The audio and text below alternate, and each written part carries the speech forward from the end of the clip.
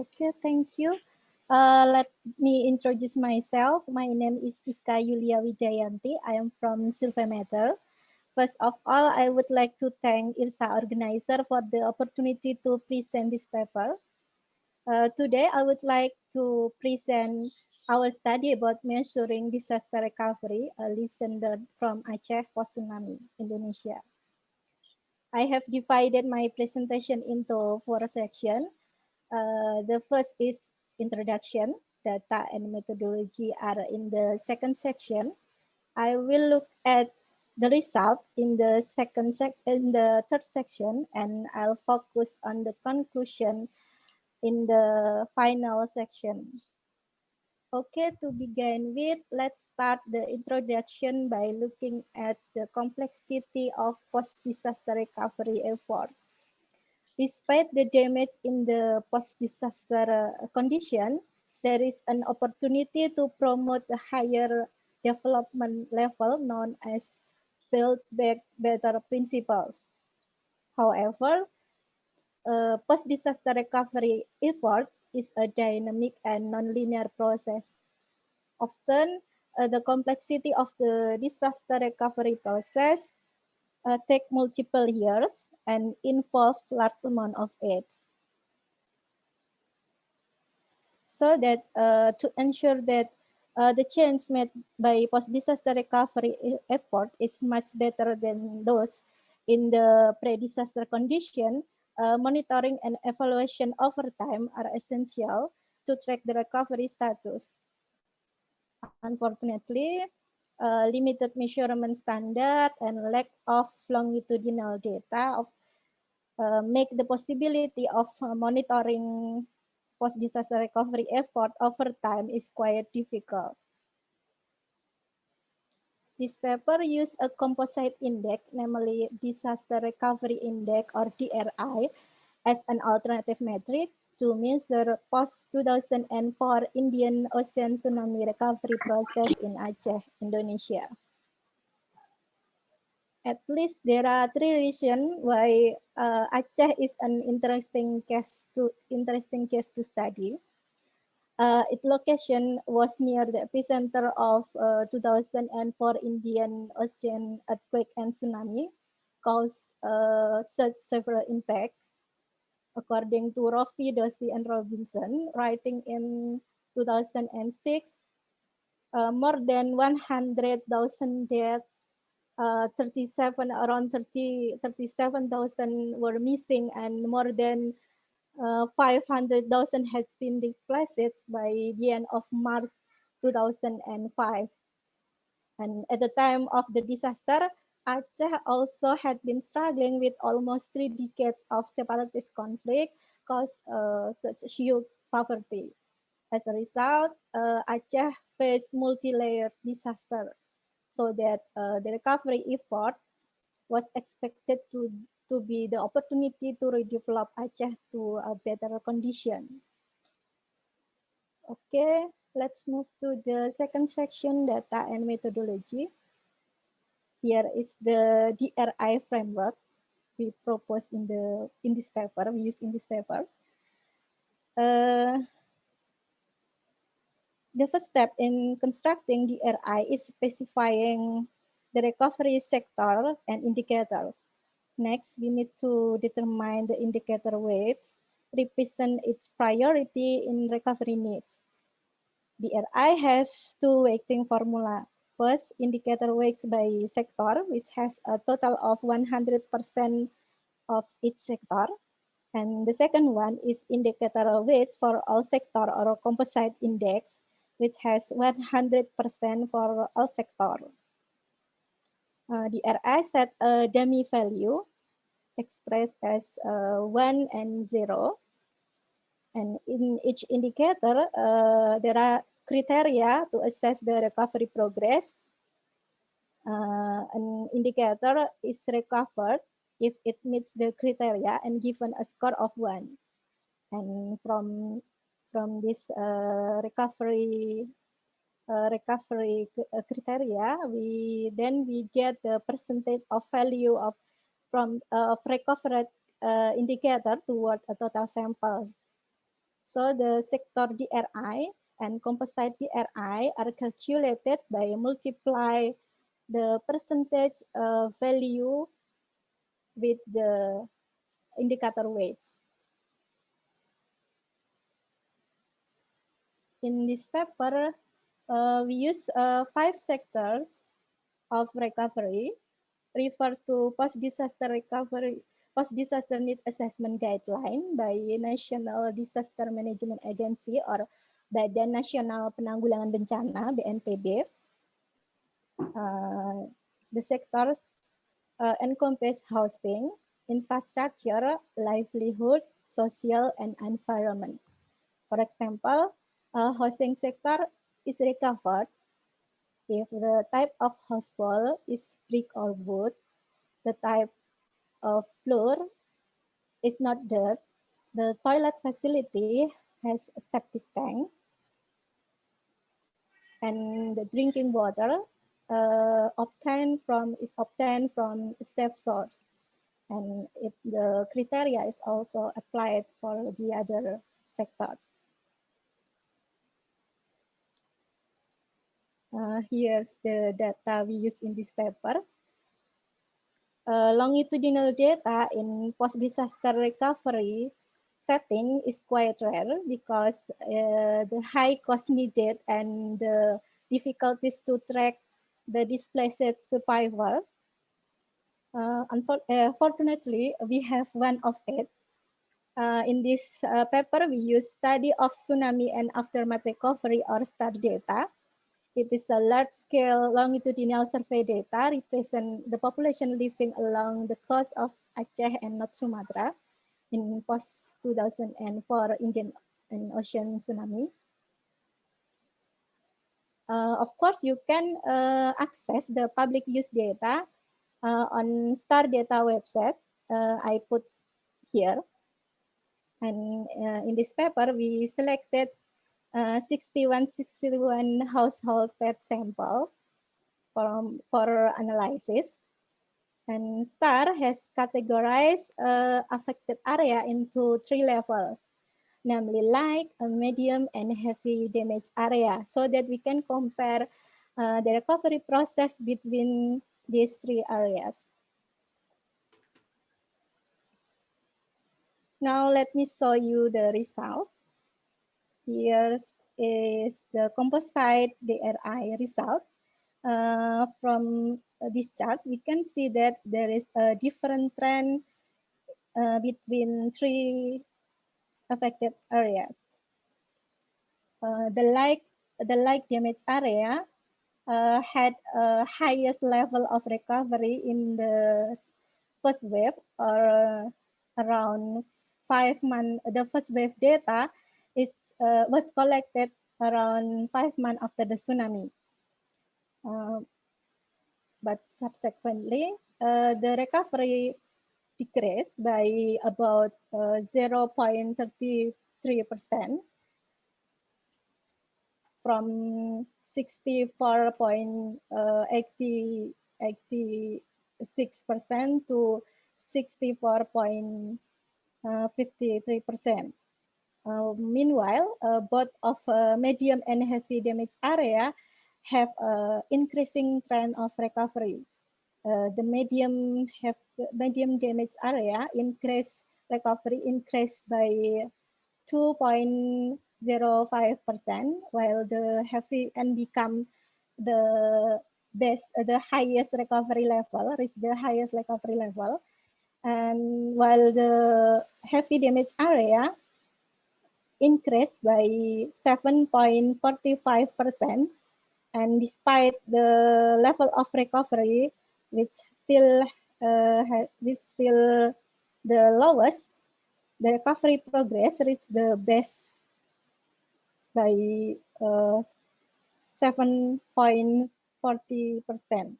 Fortunately, STAR data was collected by our institution, by Surveymeter, so we can confirm the finding with the project leader and our field staff.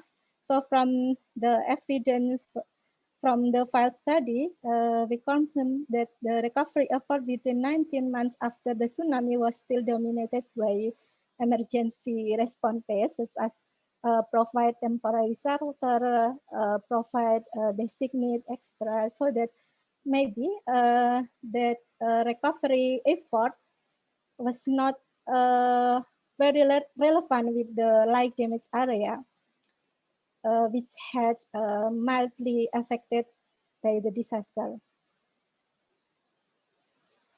Next, here is the sector GRI. As for sector GRI, we have a 4 chart to compare the recovery process between the light damage area, medium damage area, and heavy damage area. And also we have this chart for aggregate all area. From this 4 chart, we can see that there is a similar pattern of recovery progress, except for heavy damage area. Social sector reached highest recovery level, while the environment sector reached least.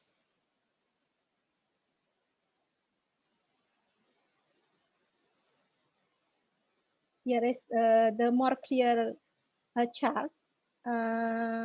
We can see that the social sector reached the highest level by around 80%, followed by housing sector reach around 68%, and then the infrastructure sector reached around 64%. The livelihood sector, which reached around 50 to 60%, and the last is environment sector, which reached 40 to 50%.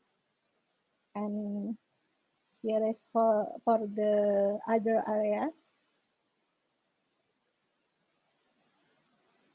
Okay, this result is from this result we can conclude that DRI can be used to track the post-disaster recovery over time and identify the least improved sector and area.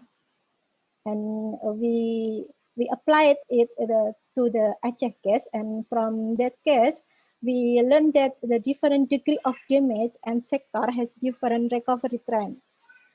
So emergency phase might still relevant in the medium and heavy damage area within 19 months after the disaster, but in the light damage area need more advanced effort. As for the policy, we propose that assessment and mapping need to be carried out continuously in post-disaster recovery effort so that the recovery program can be adjusted with the result. Okay, here's some of references I used in this slide, and it brings us to the end of my presentation. Thank you for listening. If there are any question or feedback, I will do my best to respond and answer it. Thank you, Pak Max. Okay, thank you very much, Ibu Ika Wijayanti, for very interesting presentation. Yeah, it's very very important. Yeah, very important topic you raised about, and with the data that I'm sure the Surveymeter collect from the ground can help a lot in understanding the situation and how we can give a response on the recovery. Thank you very much, Ibu Wijayanti. And I would like to invite participants to give such a comments or questions. I haven't seen in the chat, but yeah, feel free to raise a hand to give question, if you mind. Anyone?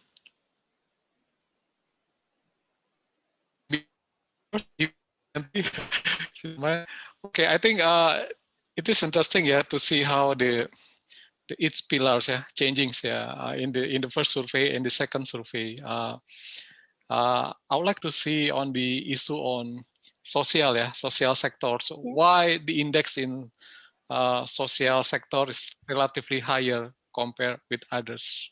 What is the changing in the social sector that make the number quite high compared with others? Yeah, and then my second question is regarding the response. Yeah, this is you underline the important that they're still under emergency response, yeah, for more than a year. Yeah, I think what's the ideal situation after more than a year? What kind of policy, what kind of activity that should be beyond that emergency response, based on your experience or based on best practices in the world that have this maybe the same magnitude earthquake, yeah, that's very very tragic humanity that's happened in Aceh. Okay, that's my first question, and maybe others will ask later. Or anyone of you going to Ibu Wijayanti?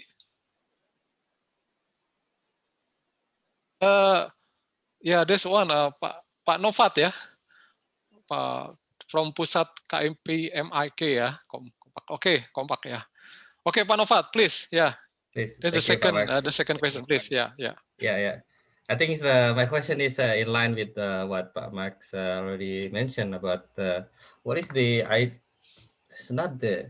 benchmark of the recovery? Is it the recovery is maybe it's the basic question, maybe it's basic approach.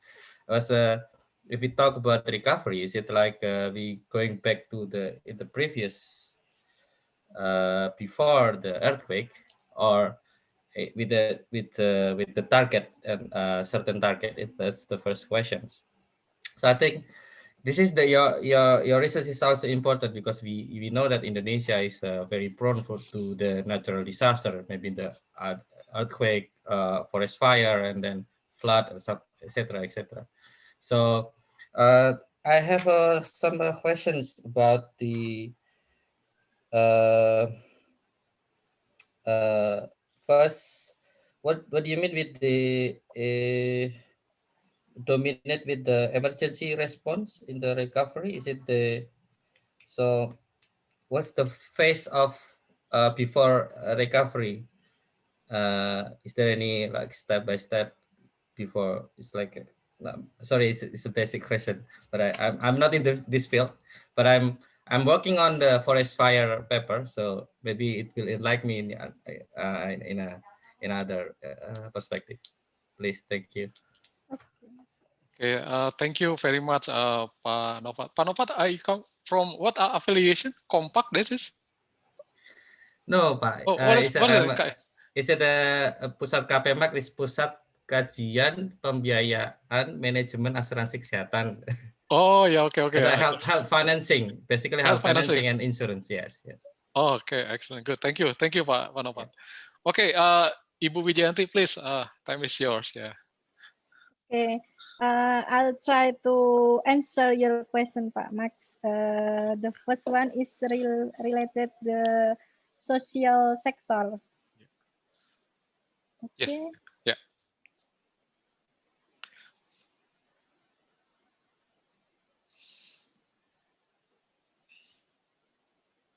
Yes. For the social sector, actually, we use some indicator like health facility, health status, education facility, and school participation. So maybe this is the reason why the recovery progress is reach the highest, because within the 19 months after the tsunami, we got many support to provide temporary school and temporary health facility, so that maybe it makes this sector is recovered fast.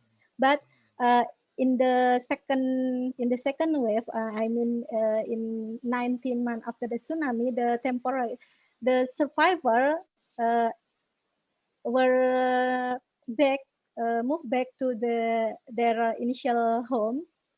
The survivor their home is not really devastated, they come back to their home, so that some indicator like distance is far further there than when they stayed in the temporary shelter, something like that.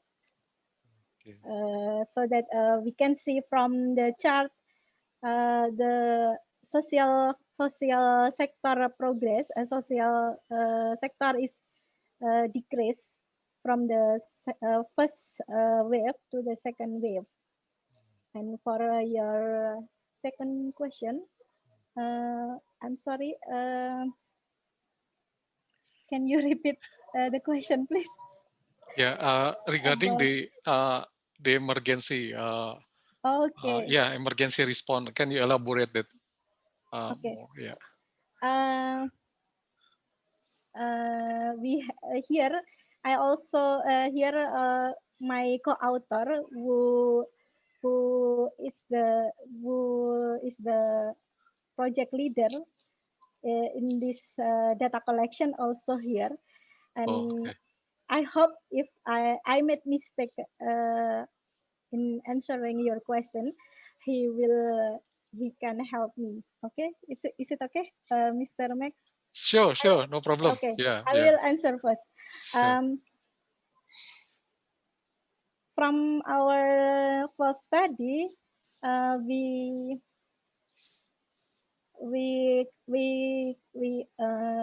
found that within the 19 month after the tsunami, most of the recovery effort they didn't had some like structured program. So each agency did their own plan, and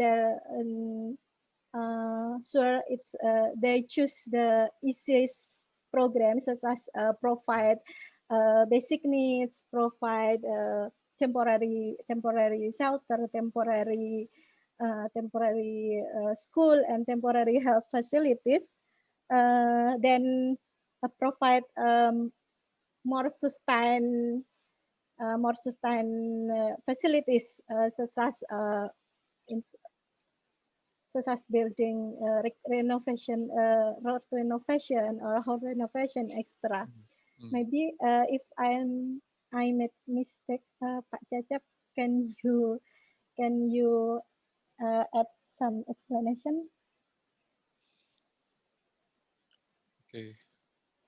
Yes, Pak Cecep, you can add more if you like.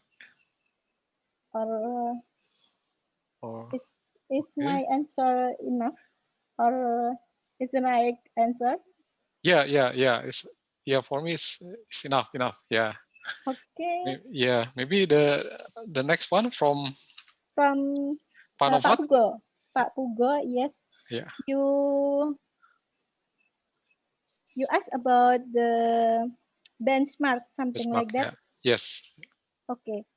Actually, before 2011, Indonesia didn't have any benchmark for the disaster recovery. The National Disaster Management Agency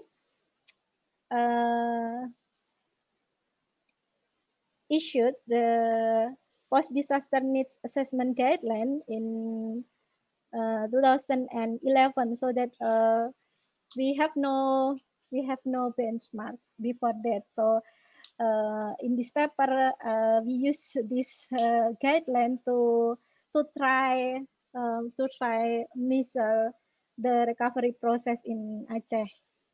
And yeah, as you can see in this slide, we use this. Actually, this sector is referred to the guideline. As for the other country, the benchmark for other country, as far I know, I couldn't find also how is the best practice of step by step of disaster recovery. Is it clear, Mr. Pugo, Pak Pugo? Yeah. Good. Thank you. Okay. And do you have a second question, right? About the emergency response? Yeah. Okay. Yes. Or is it clear? Yeah. Okay. Yes, clear now. Thank you. Is there any other question? Okay. I think there's one question from the chat box. From Jio Abadi from University of Indonesia. Basically, the question is about the application of approach to others regions in Indonesia. It can be generalized approach in handling other disasters in measuring this, and then if yes, what maybe need to be considered as the weak elements in measuring this, and then is there any effort from and how about any intention from the Indonesian government to use this index also to other regions? I think that's the question come from Pak Jihol Abadi. Ibu, please, if you. Okay. Yeah. Okay. I'll find my slide about the disaster recovery index. Actually, we also adapt this method from the other disaster. The DRI, which we use to measure the recovery and resilience in communities affected by 2010 Merapi volcanic eruption. So that I think it will be useful to apply it in another disaster, and we have to try it in many other disaster, so maybe we can improve the methods and the index. Of course, this index also has some weakness, like how to determine the weights.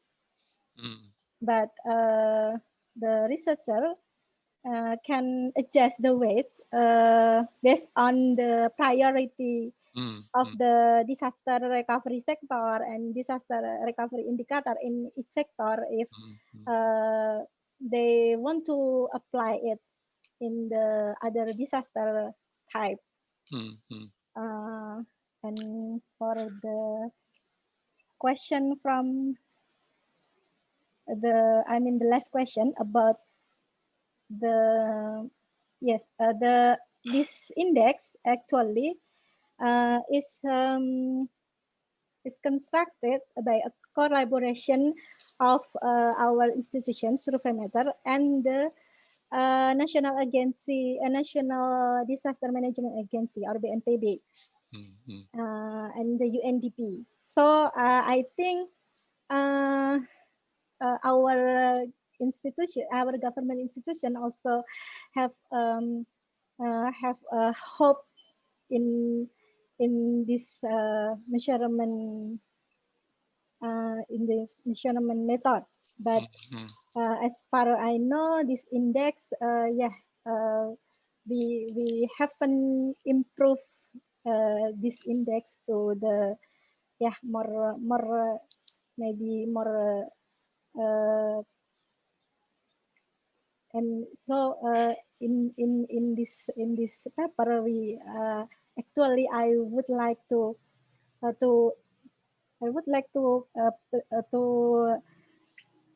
introduce this index to you, to all of you, so that we can get many feedback how to improve this index. Okay, thank you, Max. Okay, thank you, Ibu Ika. I think this is very important topics, and regarding the method, you also mentioned that this is not kind of one fit for all. Adjustment? Yeah, I think flexibility, in adjust to see how the characteristic, how the weight may change. I think this is a good thing. Yeah, a good thing to see, because Indonesia is very unique. Yeah, in every region they have different challenges. I think time is. We almost finished the time for your session. Ibu Ika, Juliana, thank you so much. We learned a lot from your papers, and I'm sure that kind of give more insight, for other researchers to continue the study and utilize the data that our survey method have provided to us for free, Ibu. Yes, thank you. Okay, thank you so much again, Ibu. And now we come to the second presentations. The title will be Political Competition and Deforestation. This is also very, very important topic, about the environment now. Okay, I would like to invite the speaker from University of Indonesia, Mas Jihol Abdi. Please, time is yours, Mas Jihol, please. Thank you, Pak.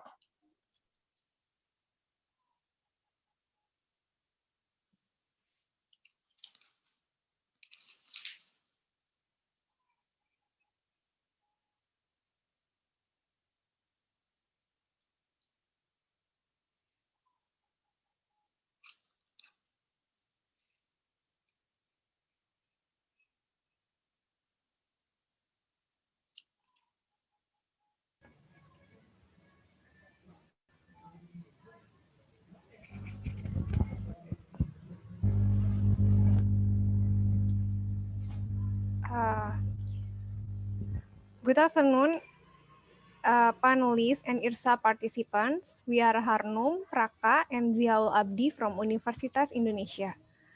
First of all, we would like to thank the committee and reviewer. It is an honor to present our paper in IRSA International Conference. And we are really open for the discussion, and we're looking forward for the review. In this session, we will present our paper, Political Competition and Deforestation, Evidence from Indonesia. The presentation proceeds as follows. The first section, we will provide the background and motivation of the study. The second is literature review. The third is data and methodology. The next one, we will provide the result and subsequent discussion, and then conclusion and limitation as closing remarks. The root cause of environmental degradation in Indonesia is combination of weak institution and poor governance, little transparency, lack of accountability, and limited participation of stakeholders in formulating and implementing forest and land management policies have contributed to the country's continued deforestation.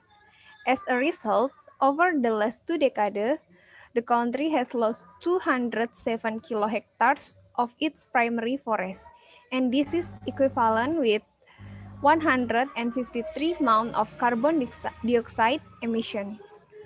On the one hand, existing studies have blamed the flaws in the regulatory framework and decentralization. In the Indonesia context, since 1999, Indonesia has begun decentralization and multi-party system. Decentralization brings implication to the administrative and regulatory authority of public services, including forest and natural resources management. According to classic political theory, a democratic multi-party, and decentralized country like Indonesia can benefit from the check and balances mechanism performed by the local parliament. A strong parliament, which is often characterized by highly competitive political party, is expected to hold the local leaders accountable for their policy choices and leading the better government and ultimately reducing deforestation. There has been evidence that highlight the link between local political incentives and deforestation. However, there exists no empirical evidence that linking political competition and deforestation.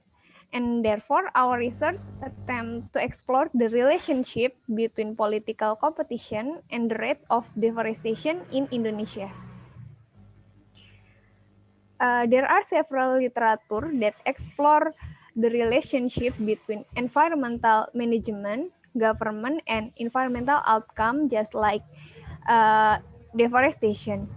In 2003, Smith et al. Find that decentralization in Indonesia gave local discretionary power over the supply of agriculture license, which has led to an excess of lodging permits and bribe taking.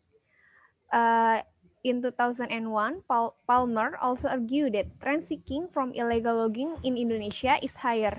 Hence, inefficient resource use such as deforestation is further encouraged by institutional failures such as weak enforcement and monitoring capacity in land and management natural resources management.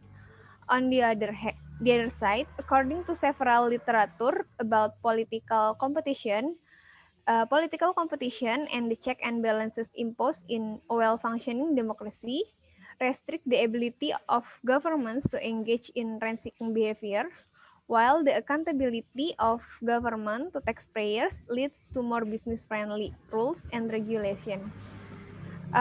Because the increasing of electoral accountability from direct mayoral election does not enough to ensure the quality of local government, to make a check and balance system in local government is needed. The next one will explain about structure and data we use in this study. We use data from various sources for the analysis. For the we use unbalanced panel dataset with 10 years from the 2009 until 2018 period, and we use district and city level as unit observation. We exclude cities in Jakarta and new district from 2009, and then we use 249 sub-districts out of 496 sub-districts. We only use this district because of a lot of missing value data in the independent variable and dependent variable. The missing value is because the level of forest land and the election result dataset are not provided.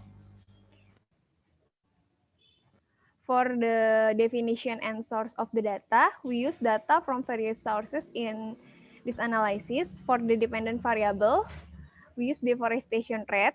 The data take account from Global Forest Watch. The data shows the extent of primary forest change in many countries down the district level.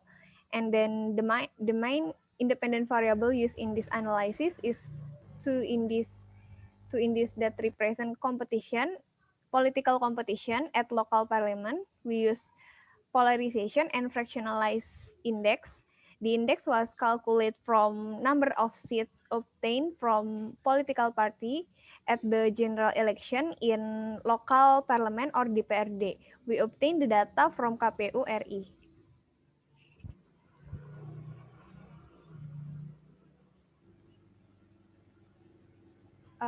Next.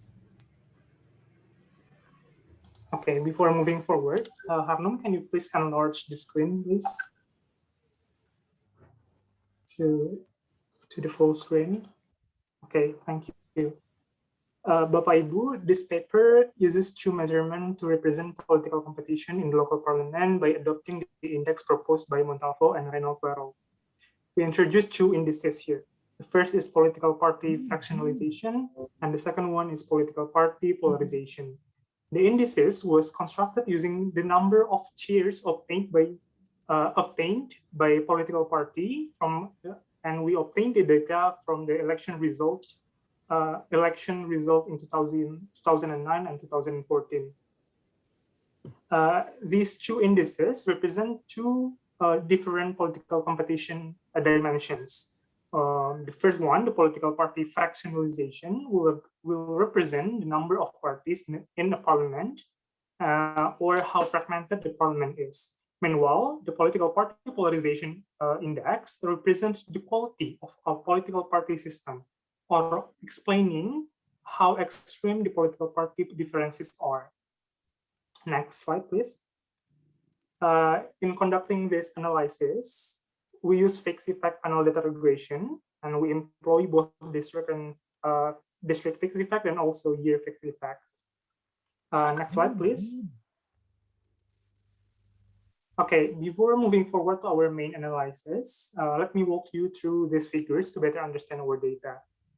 This figure illustrates that deforestation in Indonesia is in declining trend in recent years, although previously it had experienced continuous increase. A significant decline began to occur in 2017 and continues until this day. The second and the third figure shows the political party are getting less fragmented and less polarized after 2014 election. The decline in these two indices could be due to the declining number of political parties competing in 2014 election following stricter verification requirement imposed by the KPU.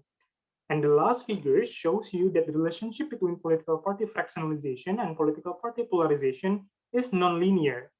The relationship between those two indices form a U-shaped curve. This means that the polarization of political parties in the DPRD tends to decrease as the number of parties increases, until at a point, the polarization increases as the number of political parties increases. Next slide, please. Bapak Ibu, this table provide results of our main analysis. After controlling for a number of relevant variables, such as oil price exposure, local government environmental spending, BPK audit opinion, and natural resource revenue sharing, we found that both measurement of political competition have significant relationship with deforestation. Next slide, please. This tells us that political competition is indeed a relevant determinant of deforestation. First, the negative and significant relationship is observed in the political party fractionalization. It means that an increase in the fractionalization index is associated with slower rate of deforestation. Therefore, a higher degree of political competition could encourage the government to reduce opportunistic behavior, more efficiently allocate resources, and more stringent environmental policy. On the other hand, we see a significant and positive relationship for political party polarization, meaning that deforestation rate increase along with a higher degree of political party polarization. While this particular results conflicts existing literature, this finding sheds light on the nature of local parliament in Indonesia. Next slide, please. Bapak Ibu, we propose several mechanisms that may explain this finding. First, there might be a power imbalance in the local parliament in Indonesia. Earlier, we saw that many districts have high polarization and fractionalization index at the same time. It reflects that the structure of DPRD in Indonesia consists of many minor political parties, but only few major political parties. And we suspect that those major political parties are usually those who form a coalition to endorse the district head or the bupati or the wali kota. Otherwise, if they do not form a coalition, for example, we suspect that it may be due to those political parties compromise with each other through informal lobbies because of the difficulty of reaching agreement through a formal mechanism. And all those possibilities clearly undermine the power of check and balances mechanism. Yeah, next slide, please. Another possibility is that political party system in Indonesia simply don't recognize ideological difference, hence the illusion of polarization. We test this particular proposition by grouping the political party within the local parliament into three categories of ideology: nationalist, religious, and nationalist religious. We then calculate this fractionalization and polarization index and regress its value against deforestation. The result is in the next slide. And we find no significant relationship between ideology fragmentation or polarization we find no significant relationship of both the indicators to deforestation, which further confirms our hypothesis. Next slide, please. Bapak Ibu, finally, let me recap our presentation. First, our research finds that political competition matters for deforestation. Second, we complement existing literature by employing new measurement of political competition, which is political party polarization index. This strategy provides us with a more complete picture on how local competition is associated with deforestation. Third, our analysis provides an evidence that a more fragmented local parliament is associated with lower deforestation. However, a highly polarized local parliament tend to undermine the power of check and balances. We believe this study can be improved further, such as, for example, taking into account variables that explain political party coalition or political alignment between local executive and local legislatives to better understand what mechanism that explain or mechanism through which polarization affect decision making in the local parliament. I think that's all from our side. Looking forward for your feedback and also question, if any. And thank you very much for your attention.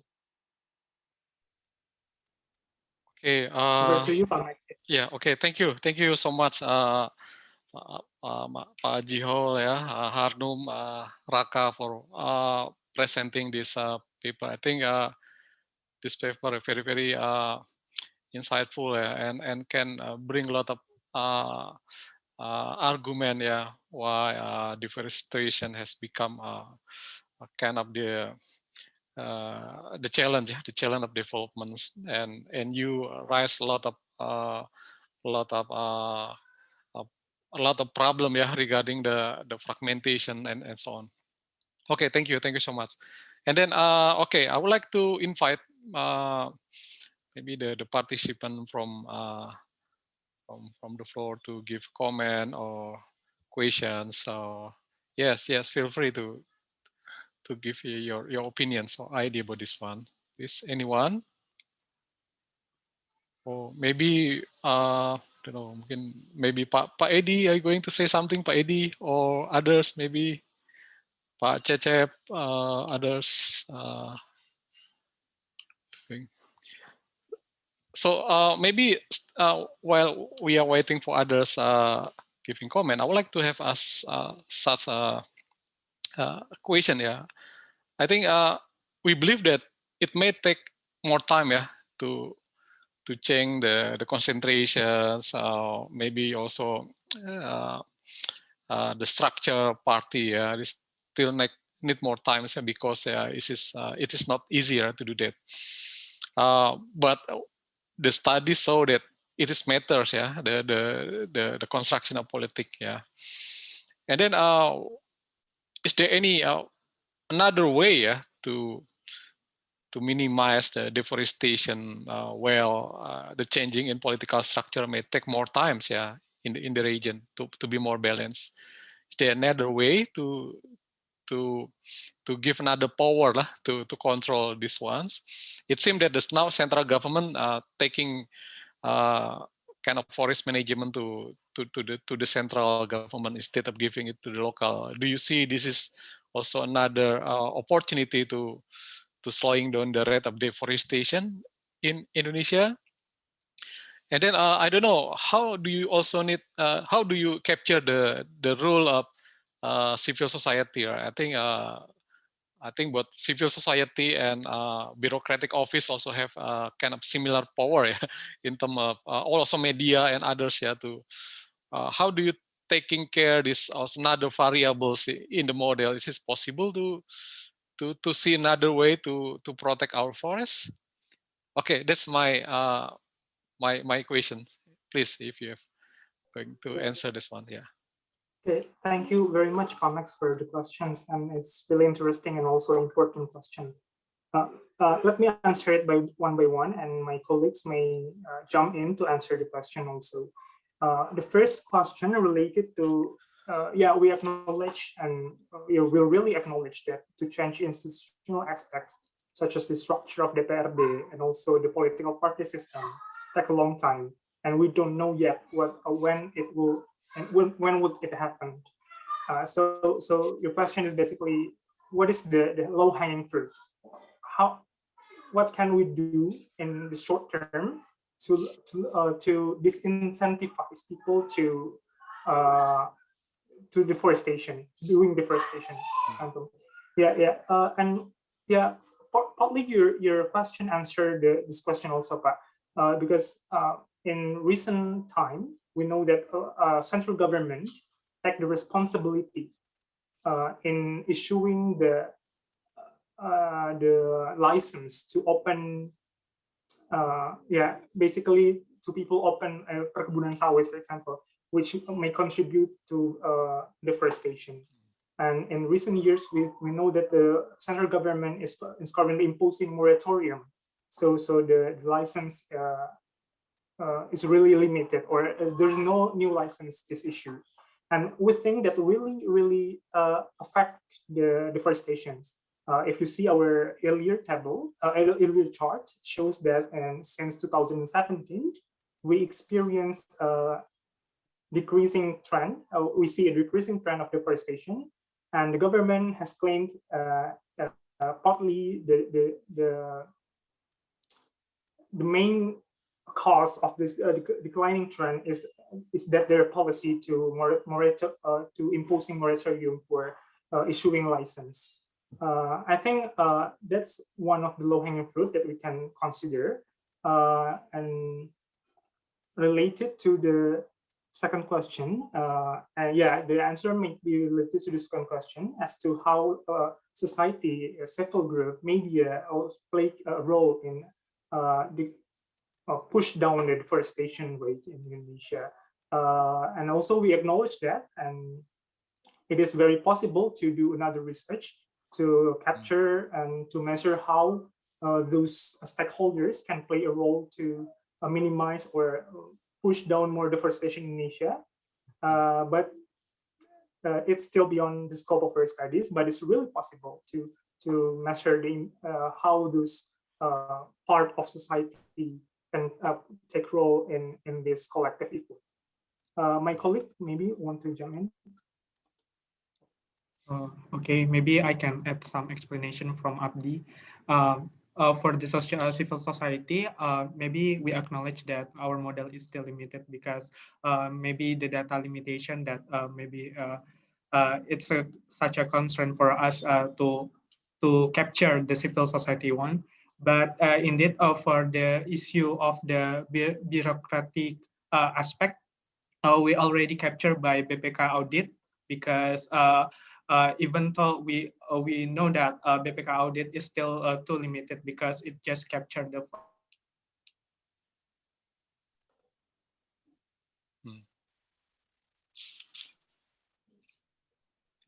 I think there's a report, connection but problem. actually that the deforestation rate. Thank you. Okay, thank you. Maybe Pak Novat Pugu, you have any question? I think this is your experiences related to this topic, right? Forest fires. It's not about it.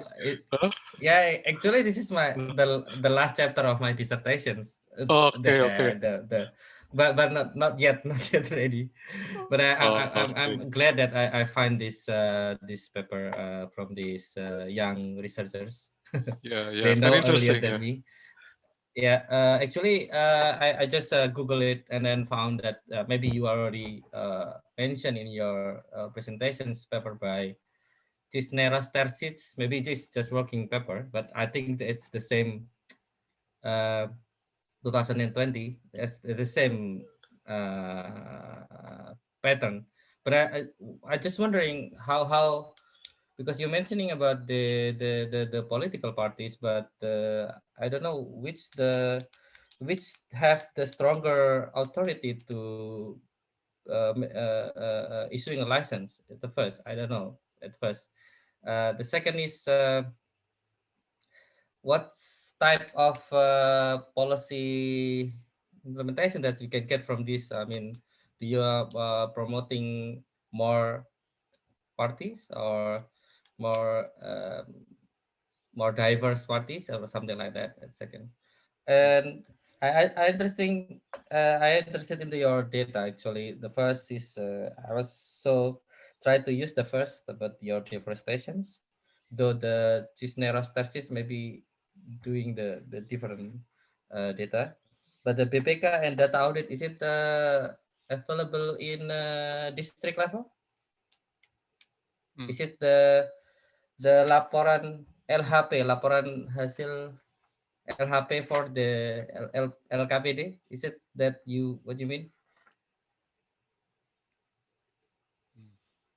Yeah, thank you, Pak.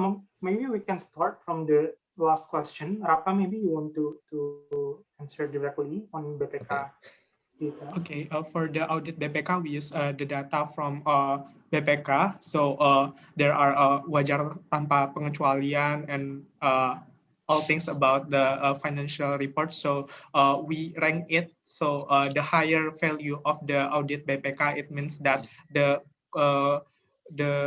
not credible the financial report that they use. So that's and also the data is in the district level. Yeah, I know. Yeah, But it's actually I thought that what you doing is how dependent the district with the for example, I don't know. You mentioned the oil, but not the palm oil, because in this paper, palm oil is the one of the main drive of the deforestations. Because the this I think these German researchers found that before the elections, the deforestation is going up before like a quarter before. So I think it's not the oil but palm oil, because the oil of the it's different types of the so yeah it's yeah. okay. It's actually palm oil. Maybe we mistyped that. We actually use palm oil price and also weight it with the palm oil land cover from each province. So we weight the land price to the land cover for palm oil to measure how the district exposed by the volatility of the oil price. So that's basically our approach to measure the palm oil price exposure. Maybe that's the short answer. Going back to your first and the second question, you questioned about who might have the stronger authority to issue the license. Indeed, the one who is responsible to issue the license is the bupati, the wali kota, the district head. But as the Harno stated earlier in the introduction, that we as a decentralized and open democracy country can benefit from a check and balances process. So we want to approach from that side, whether the political competition, whether the heated debate in the local parliament can keep the local leaders accountable. So that is our approach. We don't see the government as only the local leaders, but as part of big parliament, big government, which is the executive and the legislative. So that's our approach. Basically, we want to know whether the fractionalization or polarization in the parliament can keep the local leaders accountable. If they can keep it accountable, it will be more like reduce the opportunistic behavior to issue the license. That might be for the answer for the first question. And the second question related to, do we encourage more parties? According to our results, the answer is yes, because we found that if a parliament, if a local parliament have more parties within that, like if they have a more fragmented local parliament, we see a decreasing rate of deforestation. So that is one of the implications for research. We want more parties to compete in the election process. So there will be more options for the voters, and also the local parliament will be more fragmented. But keep in mind, our second results show that a fragmented parliament is good, but a fragmented government is not translated into a polarized government. So polarized governments, polarized parliaments have a positive relationship with the higher rate of deforestation. So there is another story basically to reduce the polarization.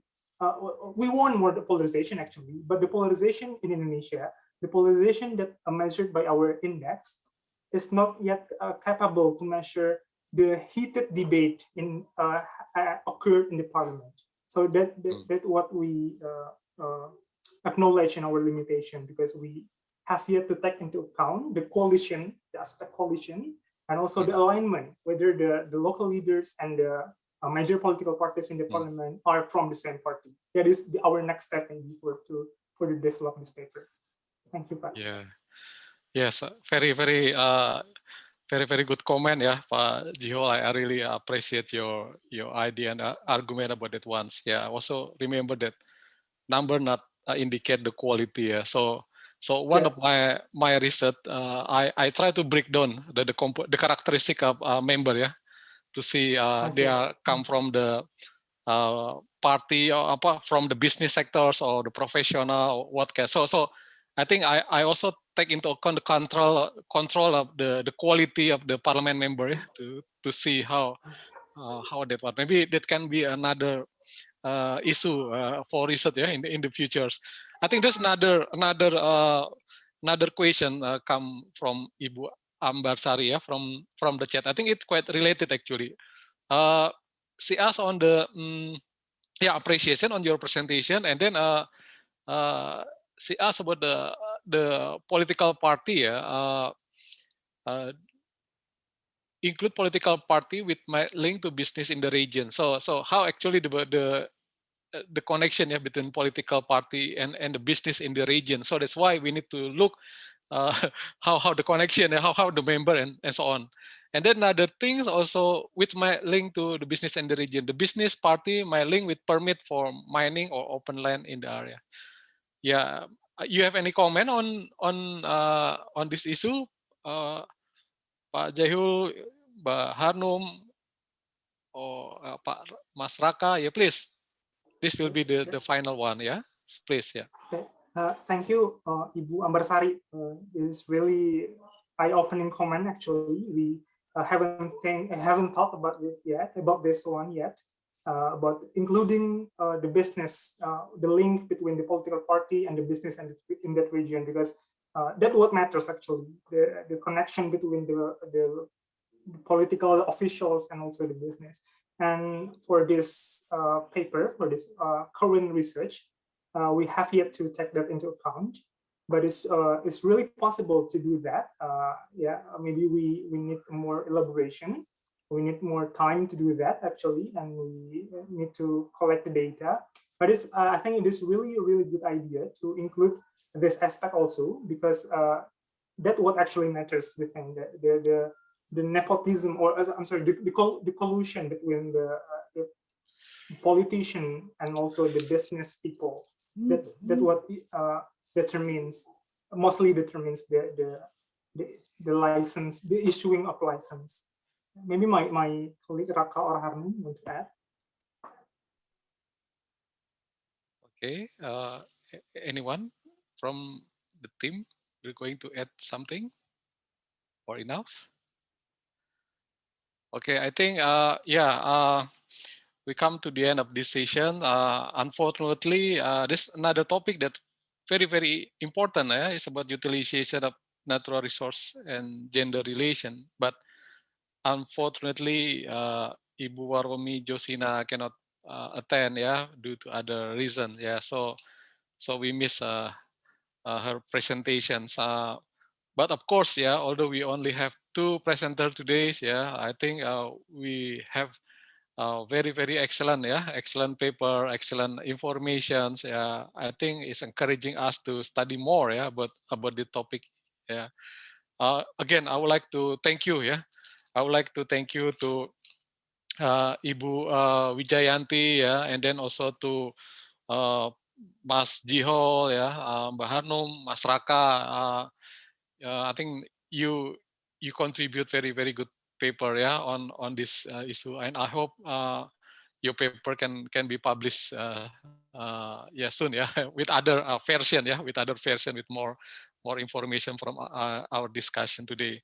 And I would like also to thank you to our participants that stay in this parallel session 3, to I have my brother here. The last name similar with me, Sambodo. Sambodo, but we are not connected. Just the same name. Our last name is similar. Thank you, Pak Pugo, Sambodo, for your participation. We appreciate, and also to all you still here and listening on this presentation. Again, I would like to thank you and take care, and all the best to all of you. And we still continue with another presentation from this event, until tomorrow. Okay, any announcement from the host of this, or is no? Okay, if not, no. I think there is no, sir. No announcement. Okay. I think we finished for today. Again, I would like to thank you so much to all of you for your participation in these sessions. See you in the next sessions.